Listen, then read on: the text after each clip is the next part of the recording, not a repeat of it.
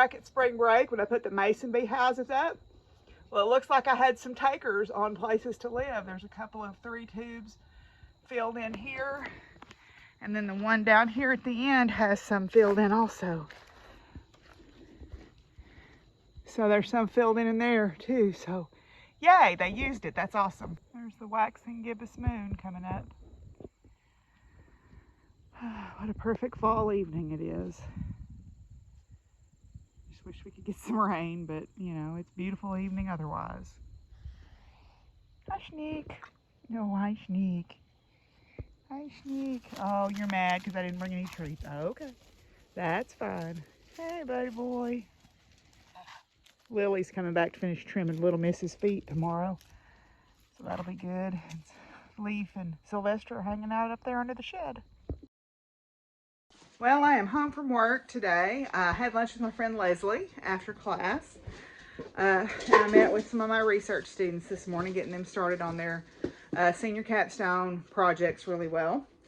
I stopped at Kroger on my way in and got some alum and cream of tartar to mordant the fabric with that I want to dye with this weekend. So I've got this, and I also got some olive oil because I make my facial cleanser with olive oil and castor oil. So did that, and also got some fun mail today. One of my former students who has now become a friend knows how much I love to read trashy romance novels. So she got me some stickers. I won't show them because they're not, you know, they're not appropriate for everybody. But she got me some stickers that I'm excited about from Amy Wright Stuff on Etsy. She sent me a gift, so I was all surprised to get that in the mail today. That was a lot of fun. So anyway, I am going to change clothes, and I'm going to start looking through fabric to see what I want to try to dye. I think I may have given away one of the pieces of fabric that I was thinking of, but if I didn't, I've got some gauzy stuff that I want to try to dye, and I've got some cross stitch stuff, so we'll see what we get up to. But at any rate, yeah, so this will be a fun experiment. If nothing else, I'll learn something, so that's always good. I'm wearing my rabbit jumper here with the Tula Pink pocket on it today, and I've got to sew down the corner of my pocket a little bit better. And there's a couple of little adjustments I want to make to this now that I've worn it for the day. But yeah, so off we go. Okay, so I've got some cross stitch fabric and some yardage, some cotton yardage here in this bucket. This is just a plastic tub tote that I used. Hopefully it's not going to react with this. And then I've got another one going here. Both are an alum mordant, so we'll see how that does. And we'll try this out tomorrow and see what happens. I'm going to let this soak several hours to make sure it's good and ready, and then I will try it out tomorrow. Hi, Satchel. What a pretty boy. What a pretty green-eyed boy you are. Oh,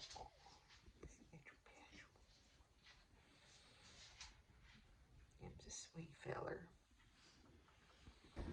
Well, here's the pokeberry. I know it won't hang on to that bright pink color from what I've read, but I've got some cotton fabric in there, and then this is the goldenrod. This piece is too big for this thing, but this is a white cotton curtain that someone gave me, so I'm just dyeing it as a test to see what it'll look like. My poor stove is a mess there, but anyway, I've got these both on the stove on low heat, and I'm going to let them run for about 45 minutes to an hour, gently agitating this one so that it's under the ink or under the dye, or both of them under the dye bath. What are you doing? You're trying to act like you're so sweet, and then you bite me.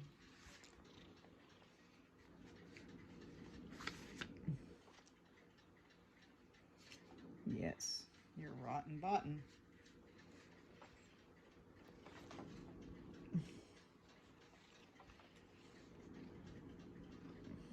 Ow.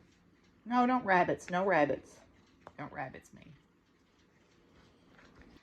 Oh, so sweet. So quiet. And then you bite me. You're so rotten. Ow.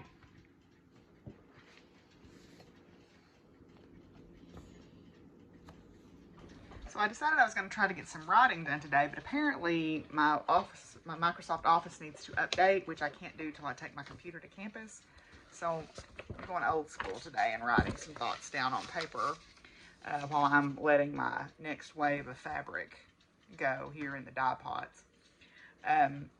My friend Lily had said something about sumac berries made a nice brown, so I think later today I'll go out and gather up some of those. I have used them and dried them for cooking because we can actually, they're not the poisonous sumac. They're red sumac or staghorn sumac or shining sumac. They make a red berry.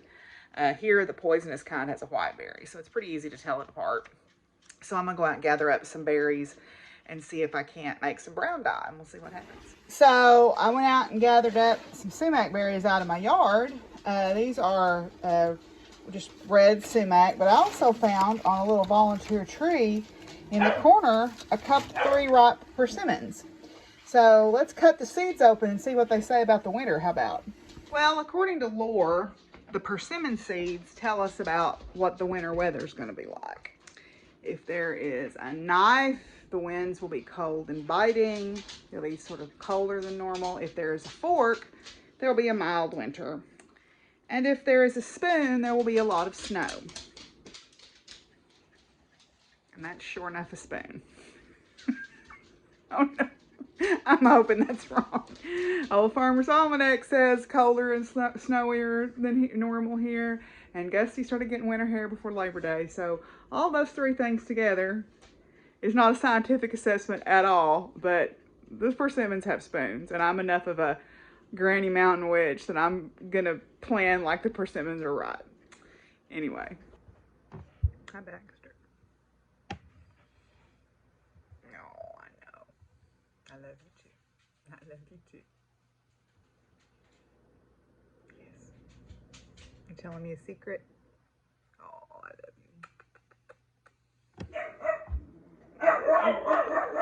you. Oh, jealous puppies. Wally. Hi, Wally. He's a good boy.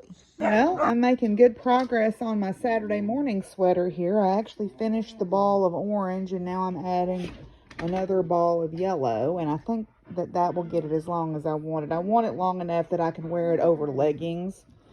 So I'm making good progress. Hello, silly boy. You're just being very chatty lately. You're being so chatty.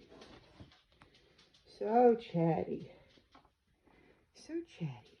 Morning, I'm going to try and experiment with this sumac berry stuff. According to some sources, if you put it in an iron bath after you put it in the sumac bath, because of the tannins, it will turn color. I don't have this random iron pieces, but I do have a lot of old horseshoes. So I went and got a pile of horseshoes, and I'm going to make a bath out of those, and we'll see what happens. Okay, so I used the horseshoes to do an iron bath on the stuff that I had put in the sumac. That's hot. Because the tannins in the sumac are supposed to react with the iron and give you maybe like a purpley brown color. So I've been letting this cook now for a little while. I figured it couldn't hurt. So I'm pulling, I used the horseshoes after I made the bath, and then I thought, well, it can't hurt to put the horseshoes in there too. So I actually used the horseshoes to weight down the fabric to keep it under the water. So now I'm pulling the horseshoes out so I can see what the fabric looks like. So, you know, I think that this is just an experiment to see what will happen. I think black walnut also has a lot of tannins in it, and I'm sure oak, acorns, if you use acorns, do too.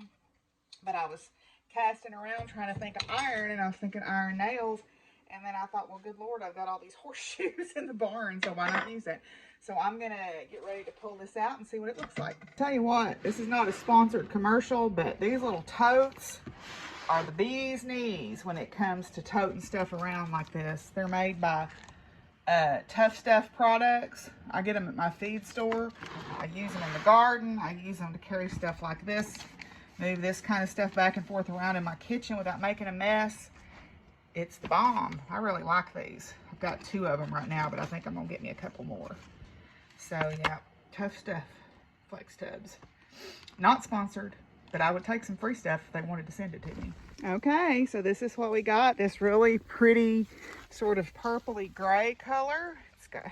I'm interested to see how it dries. It'll be lighter than this, obviously, when it dries, but ain't chemistry grand.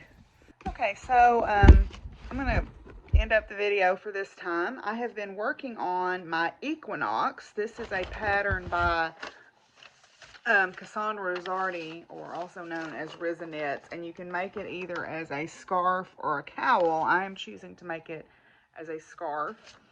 I just finished 1 repeat. You do 3 repeats of 1 repeat for the cowl, but 3 repeats for the scarf. And it is meant to look like trees against a background sky. So the dark, colorful yarn is Chicken Coop Dye Works. It's a one-of-a-kind that they dyed. And then the light contrast is some baby camel that Mary gave me as a gift. So I am done with 1 repeat and 2 more to go. So, yeah. I'm going to make some dinner now that I've finished the repeat, and I'll come back to this later this evening. Also, I'll show you where I'm at on my socks while I'm sitting here. I haven't worked a whole lot on them this week, but I plan to tomorrow because it's our faculty knit group. So I am through 1 repeat of the cable chart and getting ready to start the next repeat. Or I'm actually already into the next repeat, so... pretty proud of that. So it's just 1 little cable that runs up the outside of both socks. So that's kind of nice. I'll take those with me. I think I'm going to take my bear sweater tomorrow, my unbearable non-hoodie, tomorrow, since we're the UCA Bears when I go to the faculty knit group. But we'll do our cards for today. So let me get my book open to the right page here. So, okay. This is Venus. The traditional card is the Lovers, but this is love. Venus, the Roman goddess of love, brings joy to gods and humans as well to the plant world. Not surprisingly, she is associated with the arrival of spring, the most love-inspiring season. Created from the happy union of sea and sky, Venus has been described as the queen of pleasure. For it is this goddess who inspires people to enjoy the pleasures of sensuality and passion. I've kind of got this in a place where you can't see too good. Let me move it over here. There we go. CPR? No, it was just... Now ER is playing in the background. Okay. However, with these delights comes responsibility for another's happiness. The more one loves, the more open the lover is to the beloved. Thus, the more entwined and vulnerable hearts can become. Often this card suggests a renewed awareness of the nature of passionate love and what is needed to encourage its growth. A new important relationship may be on the horizon, one that dares you to live up to this challenge. It also offers a promise of artistic creativity, beauty, and sexuality, as well as the ability to recognize the passionate bounty surrounding us in our lives. Okay, and the next card is Rhiannon, traditionally the Chariot, and this is movement. The British horse goddess Rhiannon is believed to appear to her followers riding an unearthly white horse. In this way, Rhiannon symbolizes the unceasing force of movement that pulls all life along with it. Rhiannon's name is derived from Rigantona, which means great queen goddess. In an earlier period, she was known as Epona. Many ancient statues of her as Epona have been found, most of them depicting her with a mare on one side and a bundle of grain on the other. This image best symbolizes movement's eventual end, the great culmination of the harvest. The appearance of movement depicts a transition into a new phase of life. This card also often appears when there will be a career advancement or fortunate timing. If you are feeling impatient, don't worry. All will be settled in its own time. Cool. All right. So that is our cards. And I was going to show you my tarot pouch. This is from Charlotte at April 9 Designs. She sent me this as a gift, so I love this little pouch that she sent, and it's the perfect size for these cards. So I'm going to call it good for today, or for this couple of days, and go back to work tomorrow. So it'll be another work week, and I will check in with y'all in a couple of days.